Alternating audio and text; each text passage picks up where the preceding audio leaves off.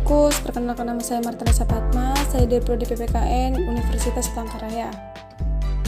Di sini saya akan membahas tentang kewajiban asasi manusia atau Declaration Universal of Human Responsibility. Di sini ada hakikat hak asasi manusia, yang di dalamnya itu ada pengertian hak asasi manusia, perkembangan hak asasi manusia, dan macam-macam hak asasi manusia.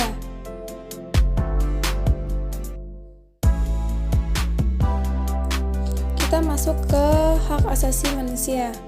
Hak asasi manusia adalah hak yang dimiliki manusia mulai dari awal proses penciptaannya, gitu.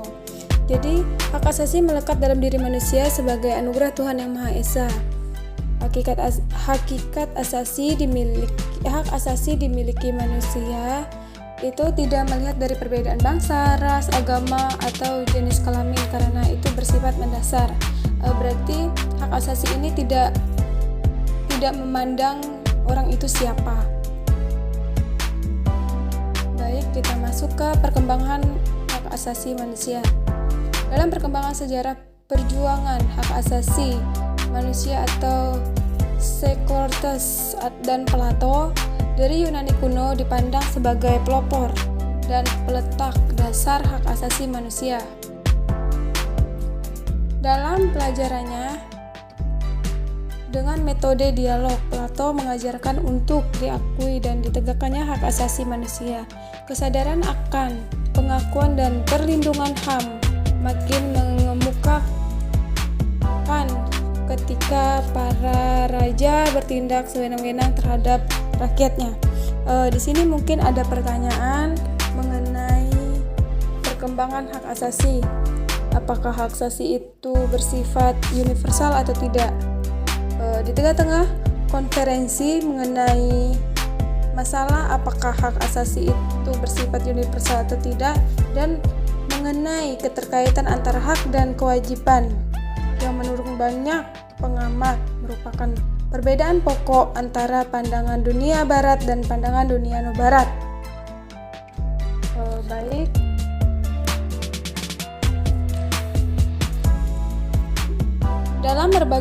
Dalam bagian sebelumnya mengenai hak asasi telah diuraikan bahwa dalam pasal 29 dari Deklarasi Hak Asasi Manusia maupun dalam beberapa pasal konvenan hak sipil atau politik. Mengenai hak pengeluaran pendapat telah juga disebut bahwa di samping hak dan kewajiban terhadap masyarakat, terutama untuk mematuhi undang-undang yang mengatur keamanan dan kesusilaan masyarakat.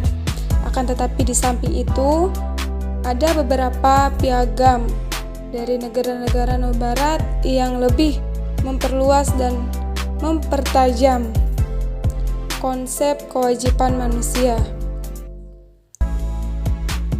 Di sini kita masuk ke macam-macam hak asasi manusia menurut beberapa ahli.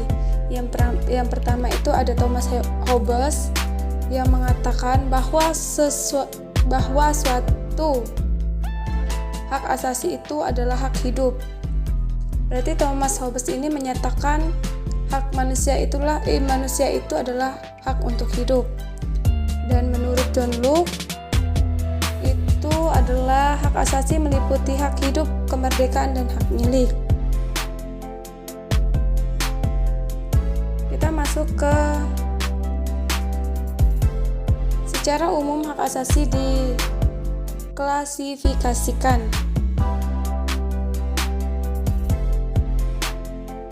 Itu ada hak pribadi atau personal right. Itu ada hak asasi politik, ada hak asasi ekonomi, hak asasi dan kebudayaan, hak mendapatkan pengayoman dan perlakuan yang sama dalam hukum dan pemerintah. Hak asasi untuk mendapatkan perlakuan dan tata cara perlindungan dan peradilan. Baik, di sini saya akan memberikan contoh dari beberapa macam atau secara umum hak asasi diklasifikasikan. Sebelum saya memberikan contohnya, lebih baik kita ketahui dulu apa sih hak asasi pribadi itu. Hak asasi pribadi itu adalah hak untuk ikut serta dalam pemerintahan atau hak pilih, memilih dan dipilih dalam pemilihan umum. Hak mendirikan partai politik. Bisa kita ambil contoh itu sebagai antara lain hak mengemukakan pendapat, hak memeluk agama, hak beribadah menurut agama masing-masing, hak kebebasan berorganisasi atau berserikat di dalam masyarakat. Baik, kita lanjut ke hak asasi politik. Apa sih hak asasi politik itu? Hak asasi politik itu adalah untuk diakui sebagai warga negara yang sederajat, hak ikut serta dalam pemerintahan, hak memilih atau memilih dan dipilih dalam pemilu, hak mendirikan partai politik seperti hak mengajukan petisi dan kritik atau saran. Kita lanjut ke hak ekonomi.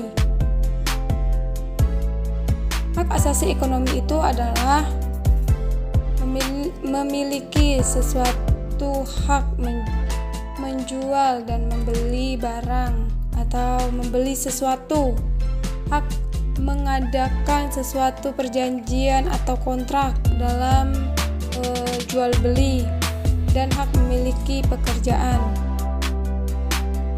Untuk hak sosial dan kebudayaan itu adalah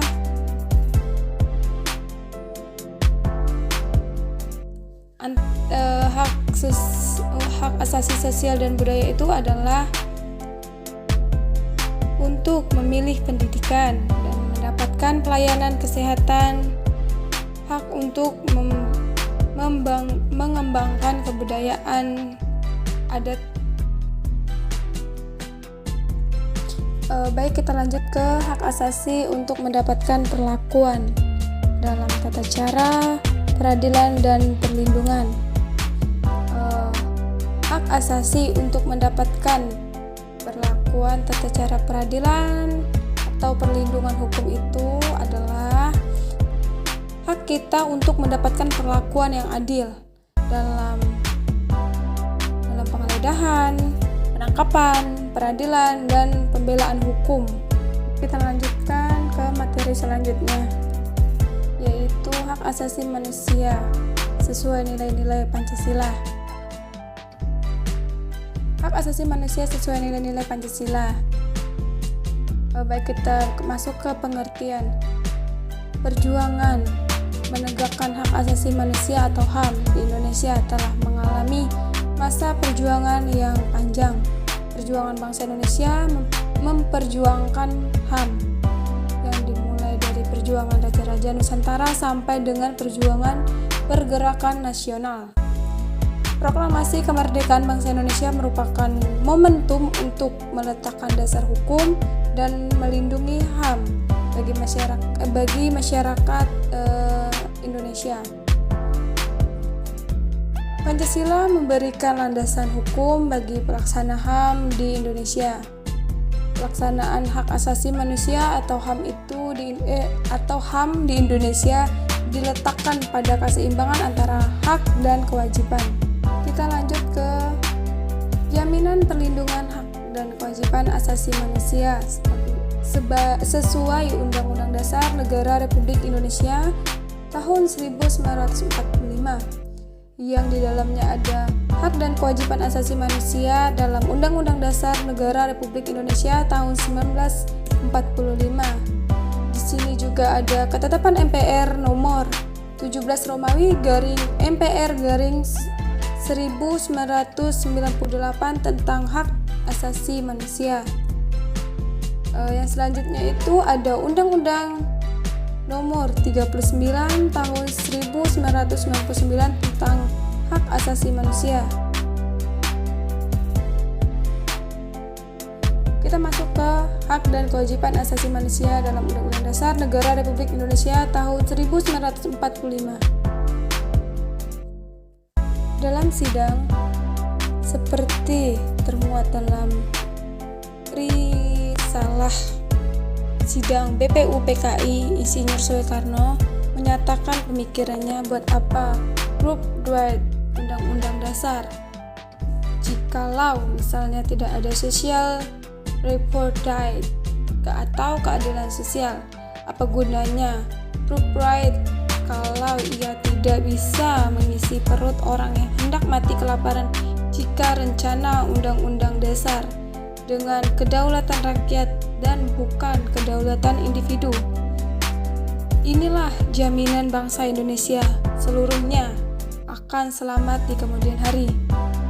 Pemikiran para pendiri negara ditautkan dalam pembukaan dan batang tubuh Undang-Undang Dasar 1945. Pembukaan Undang-Undang Dasar 1945 secara tegas telah memuat pengakuan hak asasi manusia. Yang selanjutnya itu ada ketetapan MPR nomor 17 Romawi Garing MPR Garing 1998 tentang hak asasi manusia. Ketetapan MPR nomor 17 MPR 1998 mengatur tentang hak asasi manusia yang ditetapkan oleh MPR pada tanggal 13 November 1998. Ketetapan ini telah terdiri dari pembukaan 10 bab, 44 pasal yang mengatur bagaimana hak asasi manusia harus dilindungi dan ditegakkan. Hak asasi manusia yang tercantum dalam ketetapan tersebut adalah pertama itu ada hak untuk hidup, hak berkeluarga dan melanjutkan keturunan. Yang ketiga itu ada hak keadilan, poin keempat hak kemerdekaan, poin kelima hak atas kebebasan informasi, yang keenam ada hak keamanan, yang ketujuh ada hak kesejahteraan, dan yang kedelapan itu perlindungan dan kemajuan. Kita lanjut ke materi selanjutnya, yaitu menghargai dan melaksanakan hak dan kewajiban asasi manusia sesuai Undang-Undang Dasar Negara Republik Indonesia tahun 1945. Seperti telah dibahas sebelumnya bahwa Undang-Undang Dasar Negara Republik Indonesia tahun 1945 mengamatkan seluruh rakyat Indonesia untuk menghormati hak orang lain. Ketentuan ini secara lebih jelas tertera pada pasal 27J yang berbunyi, setiap orang wajib menghormati hak asasi manusia oleh orang lain dalam tertib kehidupan bermasyarakat, berbangsa, dan bernegara. Pasal tersebut mengandung pengertian bahwa sudah sewajibnya kita menghormati hak-hak orang lain, dan kemudian kita wajib memperjuangkan hak asasi dari diri kita sendiri maupun sesama. Yang selanjutnya itu adalah ada menghargai dan melaksanakan hak dan kewajiban asasi manusia sesuai Undang-Undang Dasar Negara Republik Indonesia tahun 1945. Poin pertama itu ada menghargai dan melaksanakan hak dan kewajiban asasi manusia dalam lingkungan sekolah. Yang kedua itu ada menghargai dan melaksanakan hak dan kewajiban asasi manusia dalam lingkungan pergaulan. Dan yang ketiga ada menghargai dan melaksanakan hak dan kewajiban asasi manusia dalam lingkungan masyarakat.